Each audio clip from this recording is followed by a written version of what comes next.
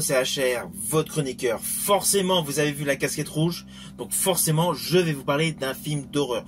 Plus précisément, un film avec beaucoup de scènes gore. Il s'agit du film Sévrance, à ne pas confondre avec la série Sévrance. Là, il s'agit d'un film d'horreur dans la pure tradition du genre. Avant d'aller plus loin, n'oubliez pas, si vous n'êtes pas abonné, pensez à le faire, pensez à la petite cloche pour les notifs, et surtout pensez à me mettre en commentaire quel est votre style de film préféré entre l'horreur et l'épouvante. Let's go!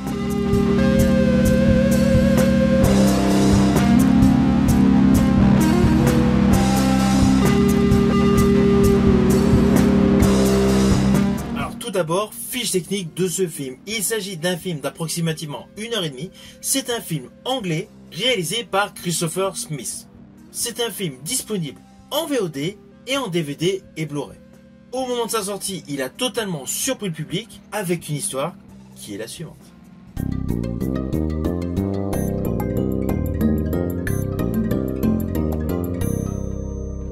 Alors dans ce film, nous découvrons 7 commerciaux au cœur d'un bus.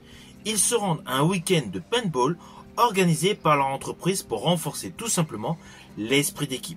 Le séjour démarre plutôt bien, mais très vite, ils vont réaliser qu'ils sont tout simplement devenus la proie de soldats d'élite, super entraînés, complètement dégénérés.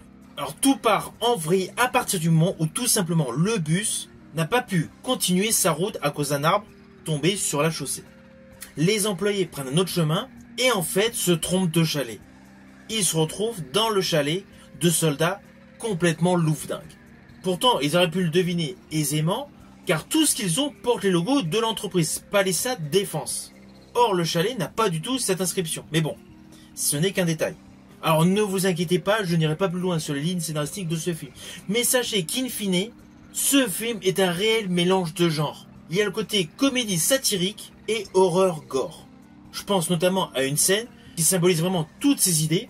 C'est l'histoire d'un pied qui a été coupé à cause d'un piège à loup que l'un des employés va mettre dans un frigo.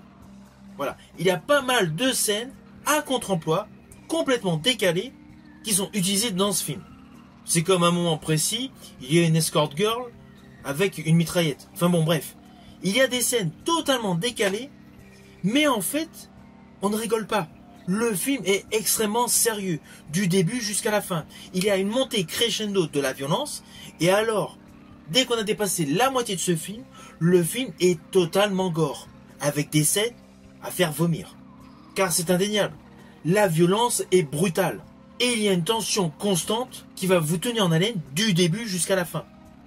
Et sous couvert de violence, en fait, il y a un message politique dans ce film, car nos cadres sont les cadres d'une entreprise d'armement. De ce fait, il y a un message politique sur le capitalisme, sur l'armement et surtout toutes les dérives. Ainsi, au cœur de ce film horrifique, il y a un message politique et qui colle parfaitement à tout le déroulé de l'histoire. Alors d'ailleurs, il y a un moment dans ce film où chacun imagine une vision de l'origine du bâtiment où il se retrouve.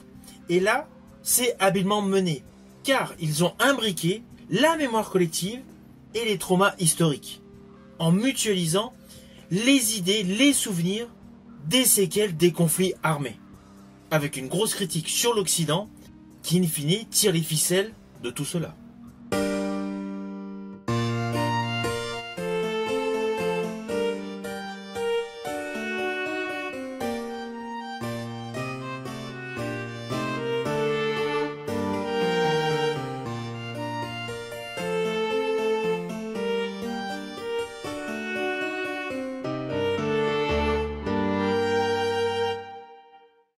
De ce fait, ce film met en exergue l'hypocrisie des entreprises, qui semblent ignorer leurs responsabilités tout simplement dans un but de profit.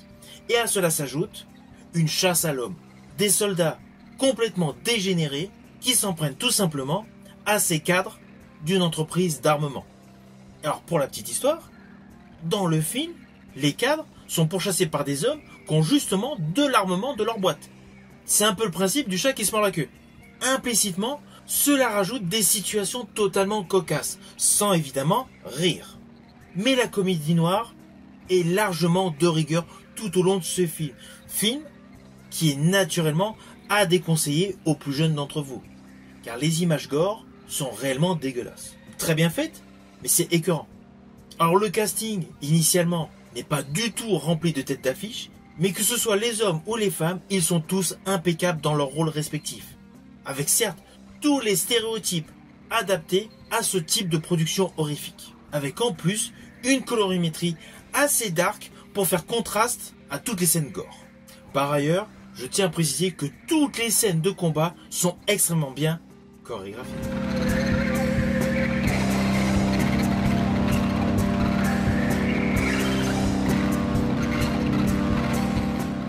Alors au final, naturellement, c'est un film que je vous invite à découvrir. Il est actuellement disponible par le biais de support physique via DVD ou Blu-ray, ou vous pouvez tout simplement le voir par le biais de la vidéo à la demande.